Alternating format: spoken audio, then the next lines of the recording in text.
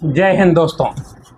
त्रिक भाव में अगर नीच के ग्रह बैठे हुए होते हैं तो वो राजयोग बनाते हैं। त्रिक भाव जो होते हैं बहुत अशुभ भाव होते हैं। त्रिक भाव में आता है तीसरा भाव, छठा भाव और 11वां भाव।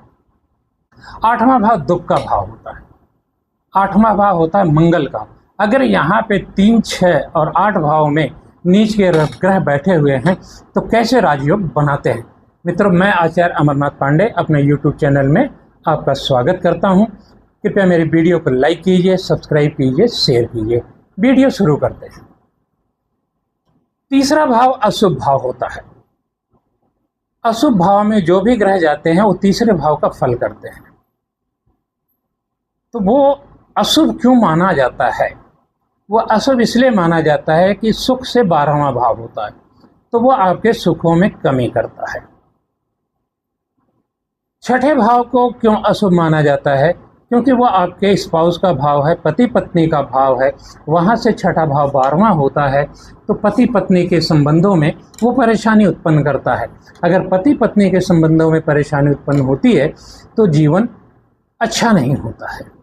8वां भाव जो होता है वो आपके भाग्य का 12वां भाव होता है, आपके भाग्य को खत्म करता है। तो 8वां भाव जो है अगर आपके भाग्य को खत्म कर देता है, तो अगर आपका भाग्य नहीं है, भाग्य 0 है, तो आप क्या करेंगे? तो इसलिए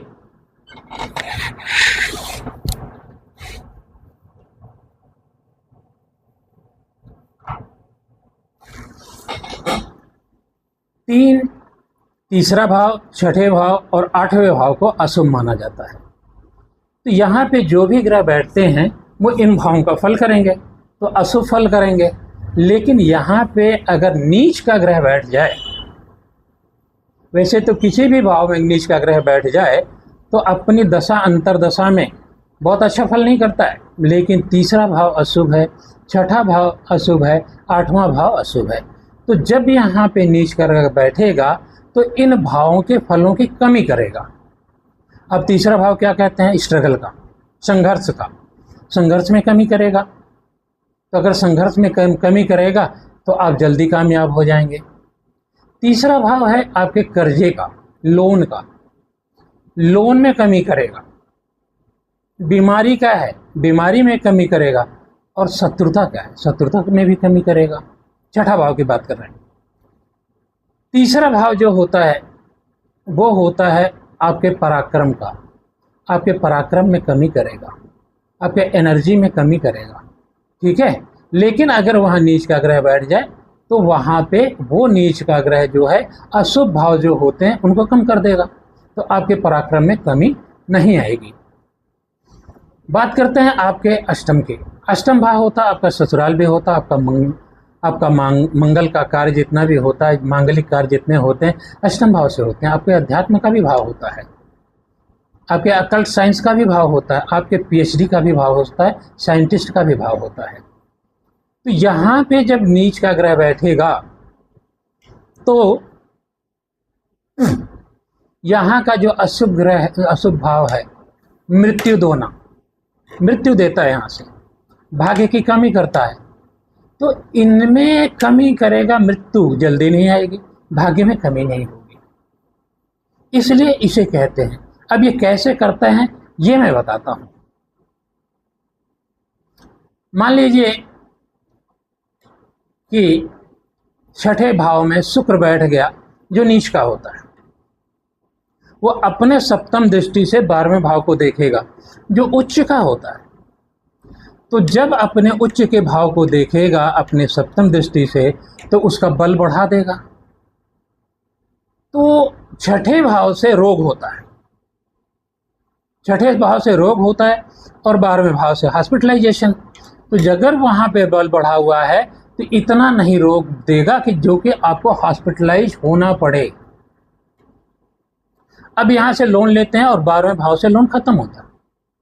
वहाँ पे शुक्र की एग्जाल्टेड राशि है, उच्च की राशि है, तो वो क्या करेगा, यहाँ पे अगर कोई लोन लेते हैं तो वहाँ से उसकी सप्तम दृष्टि यहाँ पर आएगी और आपके लोन को खत्म कराएगा। कोई आपसे शत्रुता है, कोई लड़ाई है, कोई कोर्ट केस है, तो कोर्ट केस छठे भाव से होता है, लेकिन जीत होती है आपके 11वें और 12वें भाव से। तो क्योंकि वहां पे आपका जेल हो जाती है, तो वहां पे आपकी हार होती 12वें भाव में।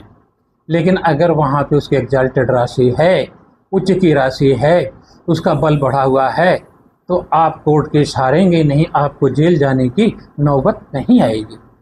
इस तरह से छठे भाव में अगर नीच का ग्रह बैठते हैं तो ये एक राजयोग माना जाता है। छठा भाव उपचय भाव है, धन का भाव है। धन के भाव में अगर शुक्र बैठता है, धन का स्वामी होके उपचय भाव धन में बैठेगा तो धन को बढ़ाएगा। अगर धन को बढ़ाएगा तो धन योग बन गया। यही शुक्र अपने धन के भाव का स्वामी होके, सप्तम का भी स्वामी होके यहाँ पे बैठा हुआ है, तो बैंकों से लोन लेने में आपको बड़ा आसानी करेगा। लोन लेंगे, व्यापार को बढ़ाएंगे, लोन को चुकाएंगे। तो ये भी एक तरह का राजयोग माना जाता है। अब बात करते हैं थर्ड हाउस की। थर्ड हाउस की अगर हम बात करें तो थर्ड हाउस में कोई ग्रह नीच का नहीं होता और कोई ग्रह उच्च का नहीं होता है, तो वहां भी किसी के ग्रह जाने की कोई परेशानी नहीं आती, कोई फर्क नहीं पड़ता है। अष्टम में चंद्रमा नीच का होता है। चंद्रमा आपका मन है, दिल है, बुद्धि है, विकार है। वो मनोविकार उत्पन्न करता है, मानसिक परेशानी देता है, मेंटल टेंशन देता है, मेंटल एंजाइटी देता है। लेकिन वहां से बैठ के अपनी उच्च राशि को देखेगा तो उच्च राशि बलवान हुई, और जब उच्च राशि बलवान हुई और आपके पास धन भी है, आपका परिवार भी सुखी है, आपके पास बैंक बैलेंस भी है, आपकी बाणी भी अच्छी है, आपका खाना पीना भी अच्छा है, आपके आंख कान नाक सब अच्छे हुए हैं, आपकी मेंटल स्थिति अच्छी हुई है, तो यहाँ पे चंद्रमा नीच का है, तो यहाँ पे बैठ के वो उच्च का फल देगा। तो इस तरह से अगर हम देखें तो ये एक राजयोग बनते हैं। अब इसमें नीच भंग कैसे होता है? नीच भंग राजयोग भी यहाँ पे बनते हैं। विमल सरल और हर्ष विपरीत राजयोग भी बनते हैं। अगर बुध बैठ जाए तो विपरीत राजयोग बनाएगा, गुरु बैठ जाए तो विपरीत हंस राजयोग बनाएगा, बुध बैठ जाए तो सरल राजयोग बनाएगा। तो अगर यहाँ पे ये ग्रह बैठ जाते हैं तो आपको एक विपरीत राजयोग की प्राप्ति होती है।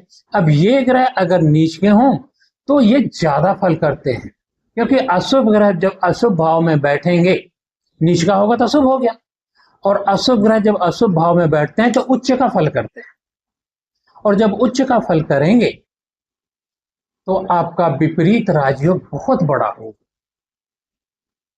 अब मान लीजिए कि मंगल है, मंगल मकर राशि में उच्च का होता है और कर्क राशि में वो नीच का होता है, और गुरु भी कर्क राशि में उच्च का होकर बैठा हुआ है, तो मंगल गुरु को देखेगा, गुरु मंगल को देखेगा, दोनों का नीच भंग हो गया। क्योंकि जो ग्रह जिस भाव में उच्च का होता है उस भाव को देखे तो उसका नीच भंग हो जाता है।